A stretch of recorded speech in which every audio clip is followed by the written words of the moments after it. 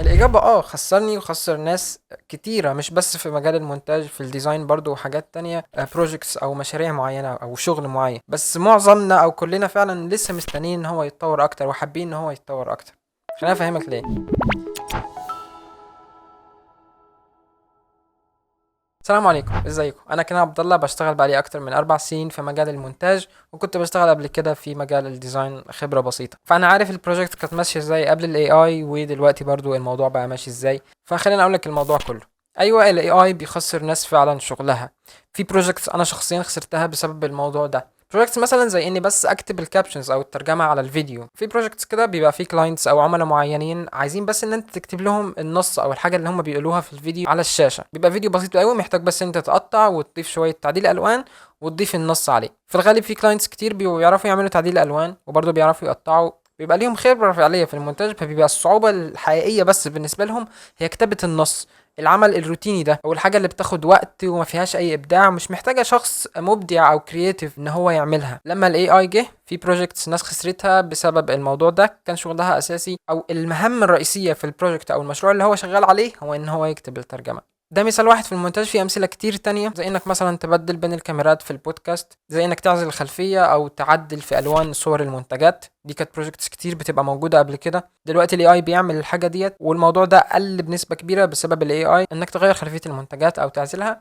كمان في الفويس اوفر، في فعلا بروجكتس او مشاريع بقت بتعتمد بشكل رئيسي على الفويس اوفر اللي هو اي اي جنريتد. ففي فعلا ناس او فويس اوفرز، ناس فعليا بالشكل ده خسرت بروجكتس كانت المفروض هتتعمل بالفويس اوفر او كان هينطلب منها الفويس اوفر ده. في امثله كتير بقى جدا بالشكل ده. شوف كل ادوات الاي اي او الاي اي تولز، هتلاقي ان في مشاريع او بروجكتس كامله بتعتمد على الحاجه اللي هي بتعملها. كان الفريلانسرز بيعملوها قبل كده، دلوقتي الكلاينتس او العملاء دول بيستخدموا الاي اي. بس في نفس الوقت كل الناس اللي شغاله في الكريتيف فيلد او العمل الابداعي، سواء في التصميم او مونتاج او موشن جرافيكس، اي مجال فعلا، كلهم فعلا عارفين ومتاكدين قد ايه الاي اي بيساعدهم في شغلهم. معظم الشغلانات او البروجكتس اللي الاي اي استبدلها هي الشغل الروتيني، المهام او التاسكس اللي بتاخد وقت ومش محتاجه شخص كرييتيف او شخص مبدع ان هو يعملها، زي انك تقطع السكتات في الفيديو، زي انك تضيف الكابشنز، زي انك تتنقل بين الكاميرات في بودكاست. مش محتاج فيه حاجه ابداعيه، او انت مش مخرج، هو بس الشخص اللي بيتكلم بتحط الصوره عليه.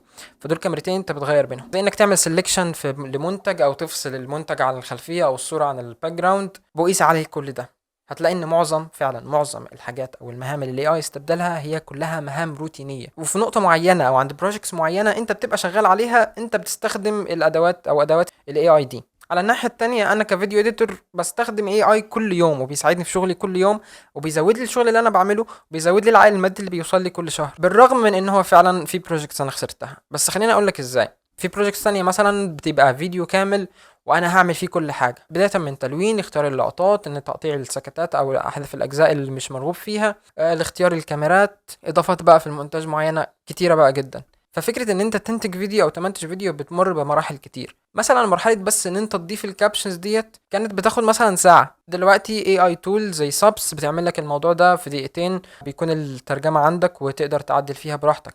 بلجنز تانية في بريمير بتقطع لك السكتات تلقائيا، او بريمير نفسه بقى بيعمل ده دلوقتي، زي بلجن برضو اسمها اوتوكات. حتى في انتاج الافكار والتفكير او البرين ستورمينج، ان انت تتكلم مع اي اي اسيستنت زي شات جي بي تي، بيطلع لك افكار مختلفه تماما عن الافكار الموجوده عندك، ممكن تبني عليها وتدمجها مع افكار موجوده عندك مع افكار شخص تاني. الموضوع فعلا بيساعد بشكل كبير جدا. حتى في الديزاين الاي اي سهل حاجات كتيره جدا، والاي اي بقى جوه فوتوشوب نفسه او جوه برامج التصميم نفسها، وده مش معناه ان هو خلاص هيلغي شغل الديزاينر، لا، هو بيساعده. فاللي انا عايز اقوله او وجهة نظري في الموضوع ده ان الاي اي هيلغي البروجكتس او الشغل بتاعت الناس اللي لسه بادئه او المبتدئين، لان هي في الغالب بتبقى مهام روتينيه، بتحتاج انت بس تبدا في المجال ده، او تبدا كديزاينر، تبدا كفيديو اديتور. ديت هي البروجكتس او المشاريع او الناس اللي فعلا شغلها ممكن او فعلا اتاذى. لكن طول ما انت بتشتغل على بروجكتس او مشاريع فعلا بروفيشنال، مش حاجات هو بالعكس، الاي اي كل ما هيتطور كل ما هيساعدك انت شخصيا. وانا رايي في الموضوع ان منطقه الشغل او شغل البروجكتس البروفيشنال ديت اللي مش بتتاثر او بتستفيد من الاي اي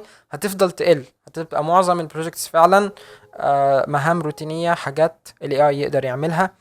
ما عدا الشغل البروفيشنال اللي هو لا بيحتاج تفكير ابداعي، بيحتاج شخص بيطلع افكار كرييتيف. المساحه ديت او البروجكت ديت او عدد المشاريع ديت فعلا ده اللي انا شايفه ان هو هيقل. بس مع ده في اعتقادي ان لا، العائد المادي للاشخاص او الناس البروفيشنال اللي هيبقوا، اللي انا شايف ان هم ناس قليله هتفضل موجوده وهتفضل تشتغل، هتفضل توصل للمرحله اللي هو لا هو بيطلب، هو الاي اي ما يقدرش يستبدله، لان هو بيعمل حاجه مختلفه، هو بيعمل حاجه الاي اي مش هيقدر يعملها. الشخص ده هيبقى مميز اكتر وهيزيد عقده المادي وهيزيد الطلب عليه. ده اللي انا عايز اقوله. يعني باختصار الاي اي فعلا خسر ناس شغل، بس في نفس الوقت هو ناس معينة، الناس اللي عارفة فعلا تستغله في شغلها زود لهم شغلهم، خلاهم ينجزوا بشكل أسرع، يشتغلوا على بروجيكتس أكتر، وبالتالي العائد المادي بتاعهم بقى أعلى. فالموضوع كله معتمد على الشخص ازاي هيتعامل مع التغيرات ديت. فدورك ان انت تستغل كل حاجة بتطلع جديدة عشان تخلص البروجكت بتاعتك او تطلع الصورة اللي في دماغك بشكل اسرع وبشكل احسن.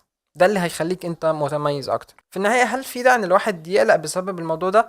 شخصيا لا، انا شايفها فرصة كبيرة جدا ان الواحد يفضل يتطور ويفضل يستخدم ادوات جديدة بتساعده يطلع شغل احسن في وقت طبعا اسرع، فبالتالي يزود العائد المادي بتاعه ويبقى شخص مميز اكتر وعليه طلب اكتر. ففي النهاية اللي عايز اقوله لك، افضل استخدم الادوات ديت، افضل ابحث ودور على كل الادوات الجديدة اللي تساعدك في شغلك، سواء انت جرافيك ديزاينر او فيديو اديتور او ايا كان المجال اللي انت بتشتغل فيه في الكرييتيف فيلد. دي افضل واول حاجة انت المفروض تعملها، ان انت تفضل تدور على ادوات. ولو انت لسه فعلا ما بتستخدمش الاي اي في شغلك، فلا، ابدا دلوقتي حالا، ابدا استخدم الادوات ديت وجربها وتعلم ازاي تتعامل معاها. في بلجنز كتير دلوقتي في برامج المونتاج، برامج الديزاين، تقدر تعمل فويس اوفر، تستلهم افكار من البرامج ديت او الاي اي اسيستنس ديت، تعمل لوجوز. مثال هنا برضو على موضوع اللوجوز، في دلوقتي مواقع بتعمل لك لوجوز وفعلا بتبقى يبان شكلها بروفيشنال شبه الحاجات اللي معمول لها ديزاين وفعلا يعتمد عليها. انا شخصيا استخدمت المواقع ديت زي ايديوجرام وساعدتني في شغل معين.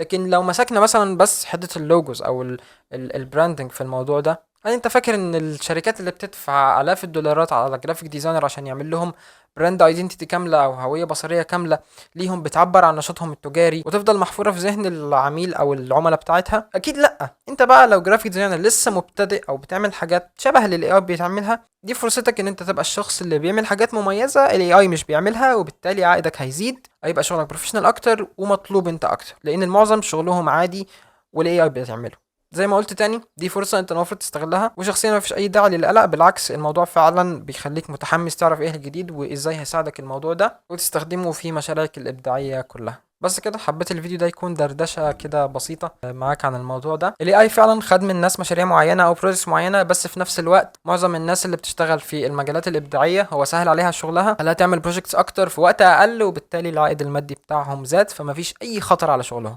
بالعكس، عن تجربتي الشخصية بشتغل أكتر من 4 سنين في الفيديو اديتنج أو المونتاج. الموضوع فعلا ساعدني، بالرغم من إن في بروجيكتس أنا خسرتها، بس البروجيكتس الثانية اللي أنا شغال عليها الأكتر خلاني أنجزها بشكل أسرع وبطريقة سهلة أكتر، وساعدني أعمل حاجات فعلا مميزة أكتر. فدي فرصة لينا إن إحنا نتطور ونبقى مميزين أكتر في مجال شغلنا ده. بس كده، يا رب أكون فدتك. أشوفك في فيديو جديد، ومع السلامة.